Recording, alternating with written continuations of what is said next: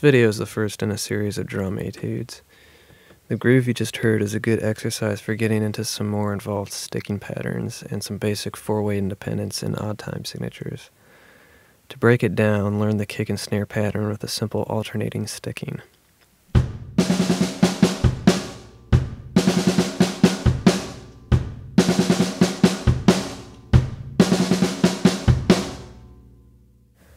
I added 2 roughs to the groove to help move it along and improve the feel. Keep them as buzzy as possible for a tighter groove.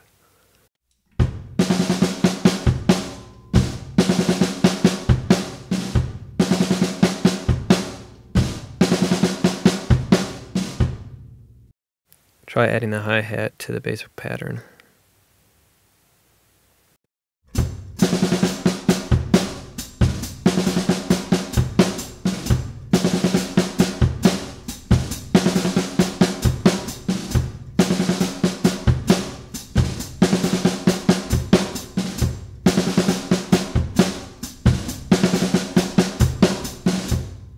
Now it's time to learn the sticking pattern by including the ride.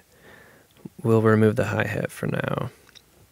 This groove is all about finding a balance between economy of movement and strong timekeeping for the sake of smoothing out the odd time signature.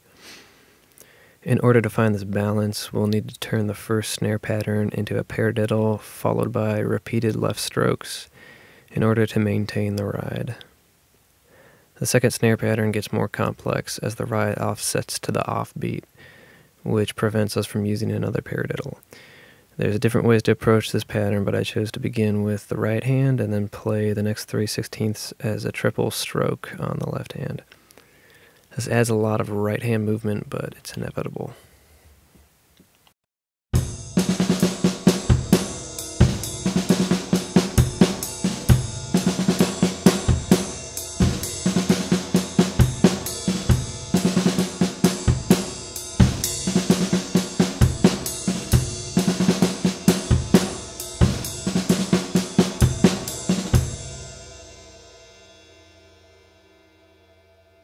Now let's add the hi-hat back in to thicken up the overriding pulse.